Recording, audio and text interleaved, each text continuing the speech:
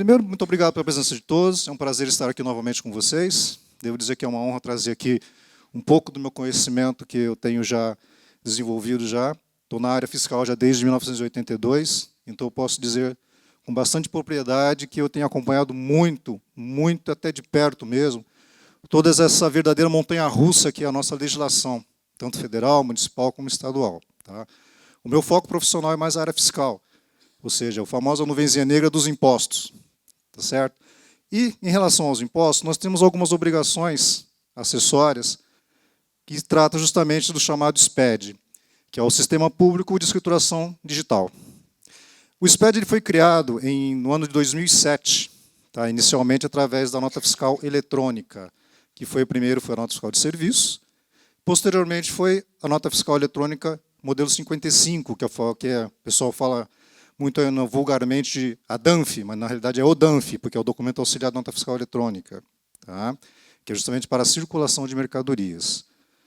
Aqui nós trazemos o SPED fiscal, que trata justamente do ICMS do IPI, o SPED do PIS e COFINS, que trata justamente de duas contribuições muito importantes, e o famoso bloco K. Esse bloquinho aqui realmente está tirando a noite de sono de muita gente. A boa notícia é que ele foi prorrogado. Devo dizer para vocês que eu estava na preparação da minha apresentação, que até o nosso colega comentou, já tinha fechado. E no dia, exatamente dia 8 de outubro agora, o Diário Oficial me traz a notícia de que houve a prorrogação, houve um novo ajuste.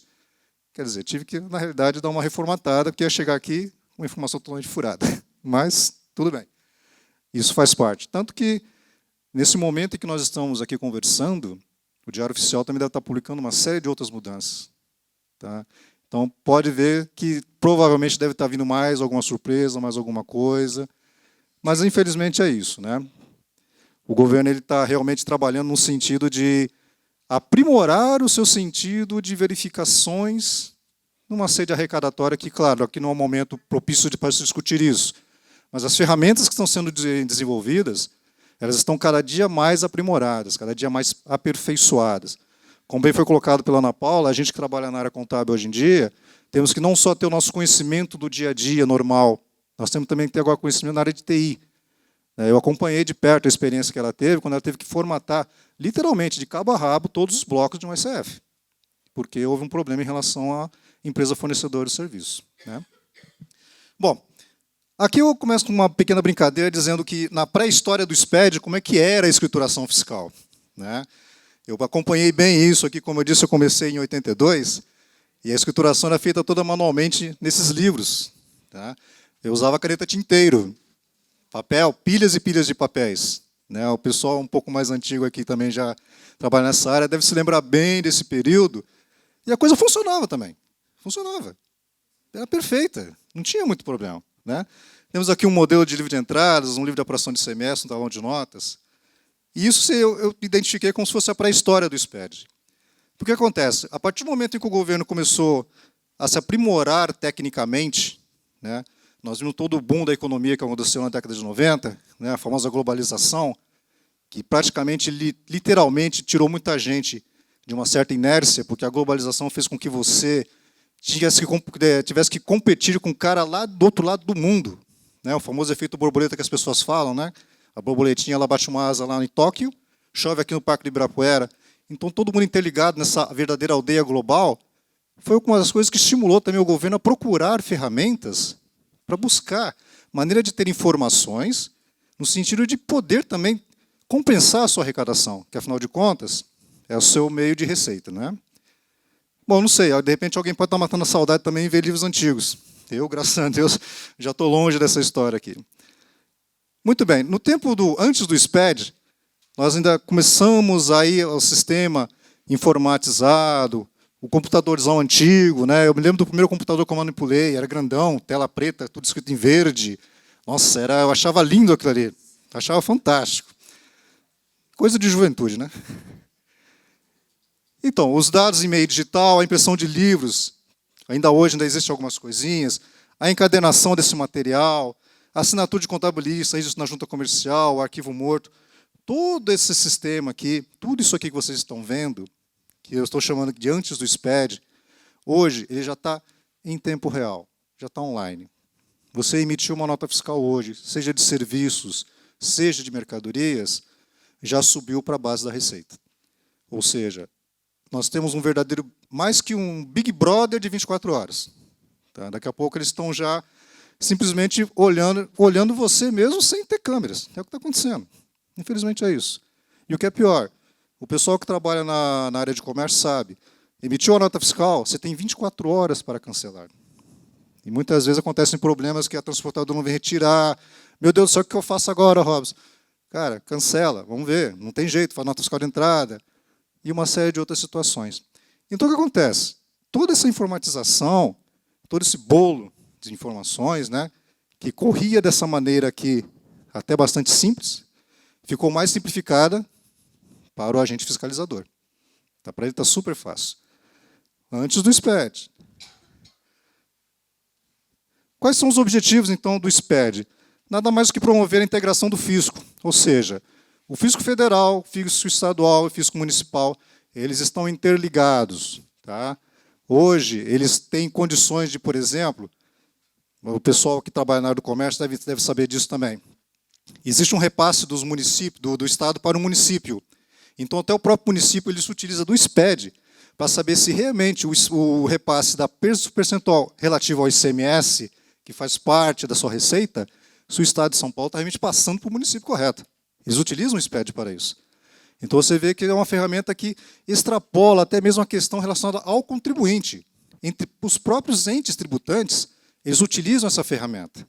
Então, vocês podem ter certeza que isso, tudo que está sendo feito, eles estão realmente de olho, estão sabendo do que está acontecendo.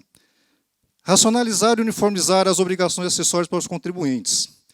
Aqui eu faço uma ressalva, porque, na realidade, como vocês já viram, nós temos redundâncias de informações, como a própria Ana Paula comentou. Né?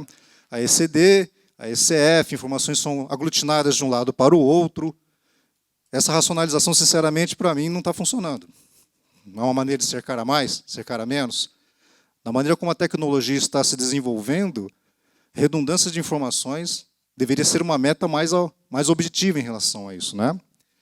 E tornar mais célere o exame dos elementos da escrituração por parte do fisco. Esse aqui é um ponto importante. O que acontece? A gente está falando muito dessa questão de informação, validação. Né? Até posso rememorar uma história com um colega que falava assim, meu validador zerou, está tudo em ordem, estou mandando. Mas e aquela informaçãozinha que, de repente, está num determinado bloco ou num arquivo, que vai gerar uma informação que vai ser puxada lá numa outra declaração que você nem está nem pensando. Que é o que a Ana Paula sempre estava comentando aqui, que era o que o Thelma tinha comentado. Essa interligação, pessoal, vocês têm que observar isso como uma verdadeira teia de aranha. Desculpa a expressão, mas ela é essa mesma. Cada coordenada de uma teiazinha de aranha ali corresponderia, assim, grosseiramente comparando, uma informação de uma linha que você está informando num arquivo. Então, como foi bem observado pela Ana, pelo Aristeu, pelo Nelson, todas essas informações elas têm que ter uma validade concreta. Não pode ser um negócio só para você, como é que se diz, como você poderia apenas um preenchimento de campo.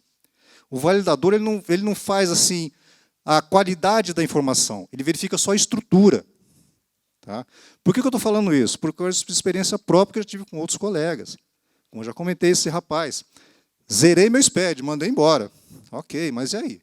Será que aquilo que está lá dentro realmente está certo? Por isso que eu volto a fazer um comentário. O estudo que a gente tem que desenvolver junto com os empresários, com as empresas, porque isso é realmente um trabalho de parceria. Você tem a sua produção, a gente tem na mão também o entendimento contábil e legal.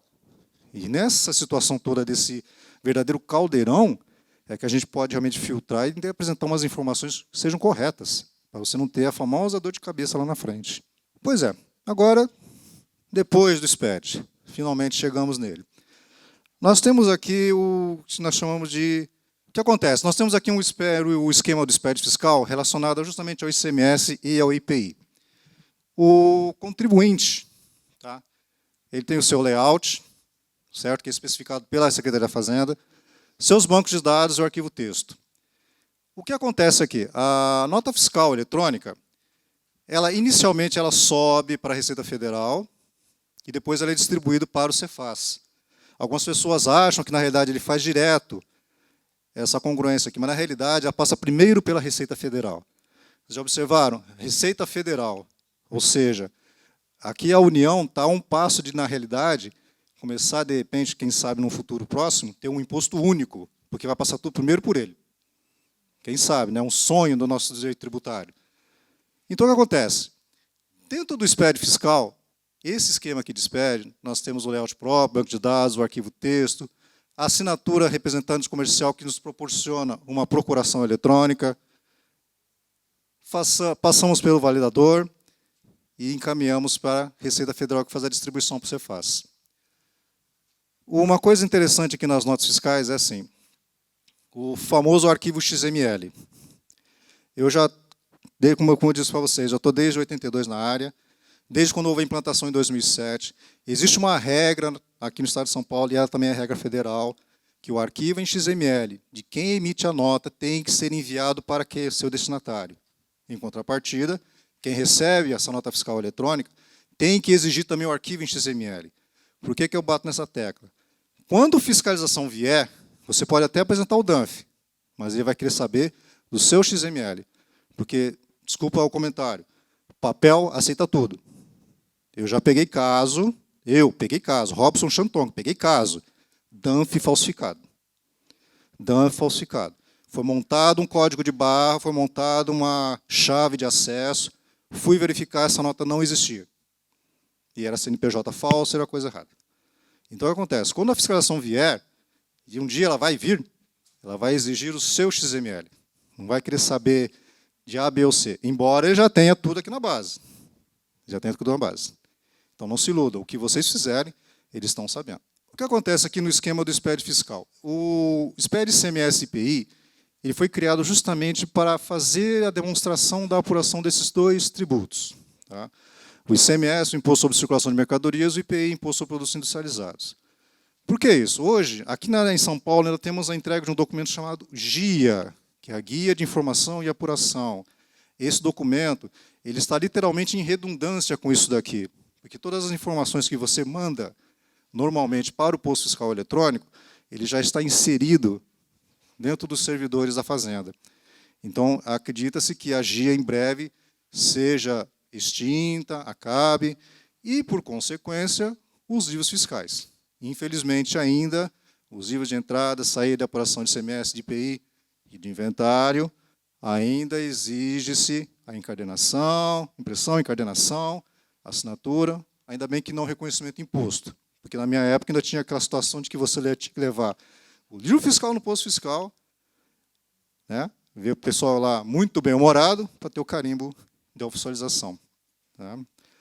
E o SPED fiscal está aí, não há mais o que se falar. Na época, quando foi implantado, na cabeça de muita gente era, não vai pegar. Mas como o Thelmo já bem frisou em relação ao E-Social, infelizmente, pegou e pegou mesmo. SPED de contribuições.